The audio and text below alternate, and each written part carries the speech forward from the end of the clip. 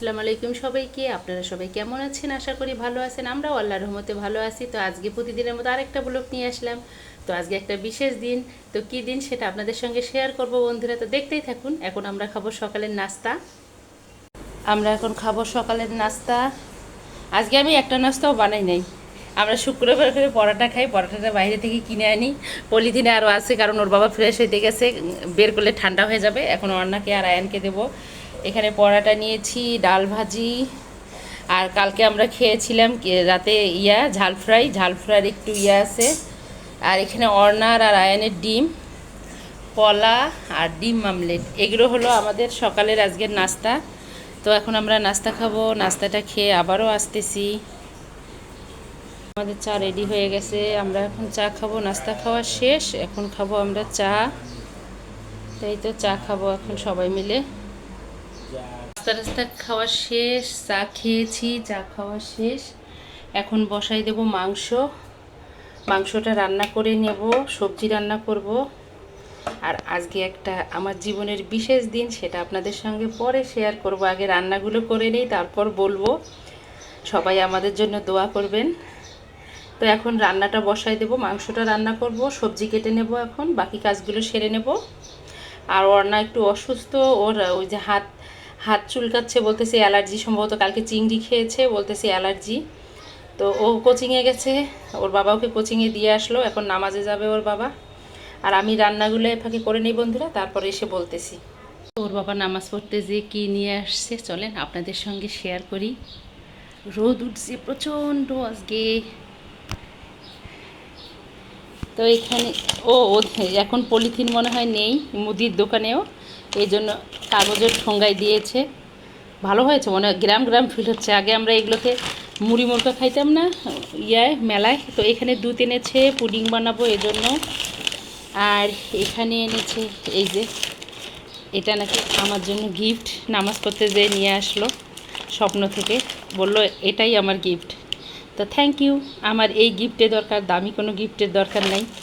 এই অল্প গিফটের মধ্যে অনেক ভালোবাসা পাওয়া যায় জানেন, অনেক ভালোবাসা লুকিয়ে থাকে। আর দামি দামি গিফটের মধ্যে আমার মনে হয় ঝগড়াঝাটি লুকিয়ে থাকে।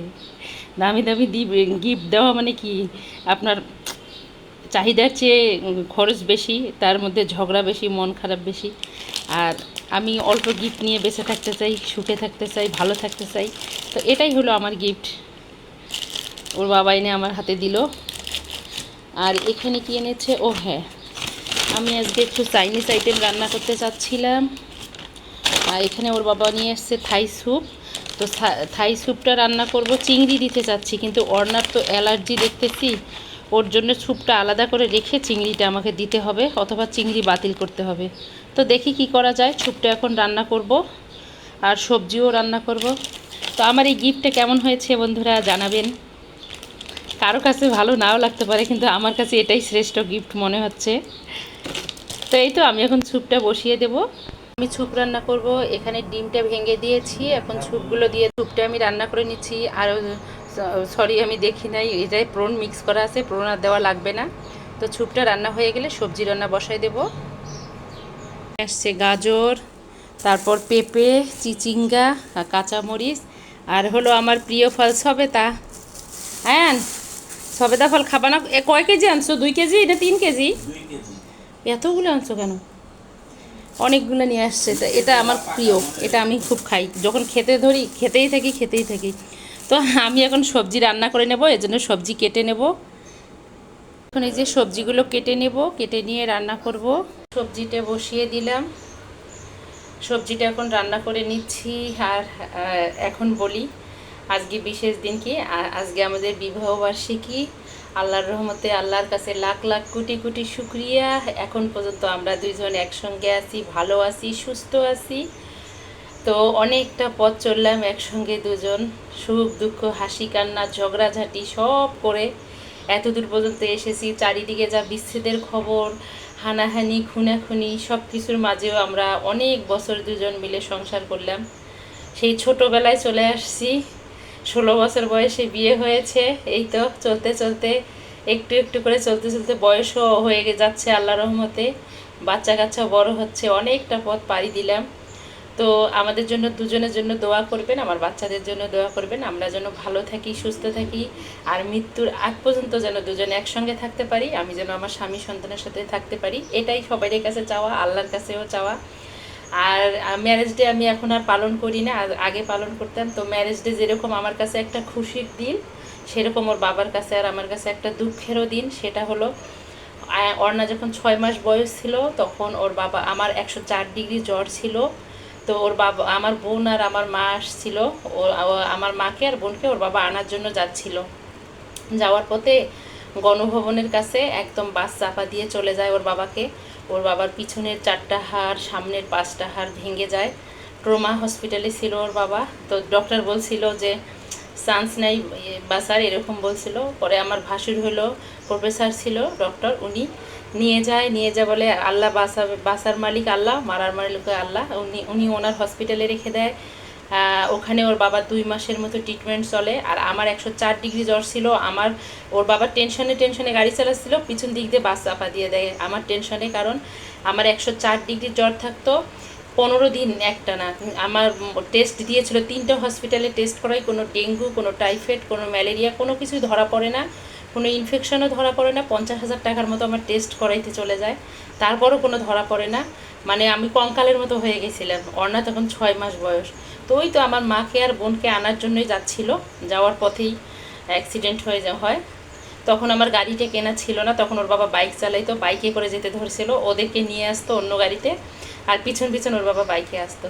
তো এই জন্যই এখন ভয় লাগে, 25শে এপ্রিল আসলেই কেন জানি ভয় লাগে। তো আজকে শুক্রবার, আল্লাহর রহমতে ওর বাবা বাসায় আছে, আজকের দিনটা একটু ভালো লাগতেছে। অন্যবার তো অফিসে যায়, অফিস থাকে, আজকে বাসায়। তো আপনাদের সঙ্গে শেয়ার করলাম এই কারণ সব কিছু যেহেতু আপনাদের সঙ্গে শেয়ার করি, আজকেরটা শেয়ার করলাম। আর আমার বড় আপুরা, দিদিভাইরা আছে, সবাই আমাকে দোয়া করবে, আশীর্বাদ করবে, আমি জানি। আরও আমি যেন ভালোভাবে পথ চলতে পারি আমার সন্তান স্বামী নিয়ে, এই দোয়া সবাইয়ের কাছে, আল্লাহর কাছে তো আল্লাহ তো আছেই ওপরে, আল্লাহর কাছে দোয়া সব সময় চাই। আর এজন্য আর ম্যারেজ ডে কোনো কিছু করি না, পালন করি না, টুকিটাকি রান্না করি বা ওর বাবা কিনে আনে খাই, এটাই করি। তো আল্লাহর কাছে শুক্রিয়া, ওর বাবা বেঁচে আছে। তারপর আমাদের মাঝে আয়ান সোনা এসে গেছে, একদম আমাদের চোখের মণি যাকে বলে। অনেক কষ্ট হয়েছিল, ওর বাবা অফিসে যেত, 2.5 মাস পর অফিস যাতায়াত করে। যখন ওর বাবাকে অফিসে দিতাম, গাড়ির পিছনে 3টা বালিশ দিতাম, 2 পাশে 2টা বালিশ দিতাম, দিয়ে ড্রাইভার আর আমি ওর বাবাকে গাড়িতে উঠায় দিতাম, ওইখানে আবার ড্রাইভার আর পিয়ন উঠায় ওর বাবাকে অফিসে নিত। এরকম করে 3 থেকে 4 মাস তারপর ওর বাবা একা সব কিছু করা শিখে গেছে, মানে সুস্থ হওয়ার পর। আর একটা কথা বলি, ওই যে আমার ডাক্তার ভাসুর যে ছিল, উনি মারা গেছে, উনি এখন আর নেই। তো সবাই দোয়া করবেন আমার ভাসুরের জন্য। উনি আমার ভাসুর ছিল না, বাবার সমতুল্য ছিল, আমাকে আদর করতো খুবই। কারণ আপনার ভাইয়ের চেয়ে 14 বছরে বড় ছিল উনি। কিন্তু মানুষ, মানে মাটির মানুষ, পৃথিবীতে যে বলে মাটির মানুষ ছিল উনি। তো সবাই দোয়া করবেন আল্লাহ যেন ওনাকে বেহেশত নসিব করে। তো এই তো এখন রান্না কমপ্লিট করব, ভুল ত্রুটি হলে ক্ষমার দৃষ্টিতে দেখবেন। সবজিটা হয়ে গেছে, সবজিটা এখন নামিয়ে নেব। তো আমাদের রান্না হয়ে গেছে, আমরা এখন খাবো।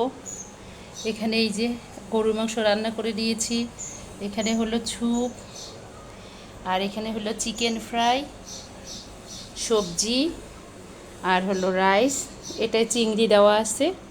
তো এখন আমরা খাবো, দুপুরের খাবারটা খেয়ে নেব। তো এখন প্রথমে খাবো আমরা স্যুপ, বাটি রেডি করেছি, এখন খাবো স্যুপ খাওয়া শেষ হলে তারপর রাইস খাবো। তো গ্যাস না থাকার কারণে অল্প সব তাড়াহুড়ো করে রান্না করছি, বেশি কিছু আয়োজন করতে পারি নাই। তো এই তো খেয়ে আবারও আসতেছি। চাইনিজ খাওয়া শেষ, আমি এখন খাচ্ছি মোরব্বা, খুব মজা হয়েছে মোরব্বাটা। করে একটু রেস্ট নিলাম। আর এখানে বসিয়েছি গাভীর দুধ 1 লিটার। তো ওর বাবা যেহেতু আমাকে পুরস্কার দিয়েছে, সেহেতু ওর বাবার পছন্দ খুবই পুডিং। আমি বললাম যে কি দেবো, বলে পুডিং একটা বানাও, বিকেলে চায়ের সাথে খাবো। আর প্রতিবারে ওর বাবাকে আমি একটা করে কফি মগ দেই, কিন্তু ওর বাবা বলতেছে কফি মগ অনেক জমে গেছে, কিচ্ছু লাগবে না, শুধু পুডিং বানাও, বিকেলে পুডিং খাবো, মজা করে পুডিং বানাও। তো এই তো দুধ বসিয়ে দিয়েছি, দুধটা হয়ে গেলে পুডিং বানাই নেব। বাবা মা হয়েছি, আর কি লাগে বলেন, আর কোনো উপহারের দরকার নেই, বাচ্চাদের সব সুখে এখন আমাদের সুখ। তো এই তো দুধটা হয়ে গেলে পুডিং বানাবো।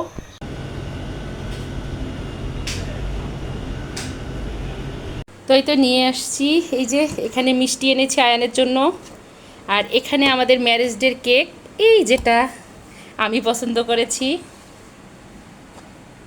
তাই তো এটা আমাদের ম্যারেজ ডের কেক। সবাই আমাদের জন্য দোয়া করবেন। আয়ানের জন্য, আমরা কাটি না কেক, ও কেক কাটবে। মা বাবার ম্যারেজ ডে ও কাটবে কেক। আর এখানে এই যে পুডিংটা। তো এখন আমি কেকটা বের করব, আয়ান কাটুক, আয়ানের শখ পূরণ করবে আয়ান। অ্যানিভার্সারি মাম্মাম ড্যাডি।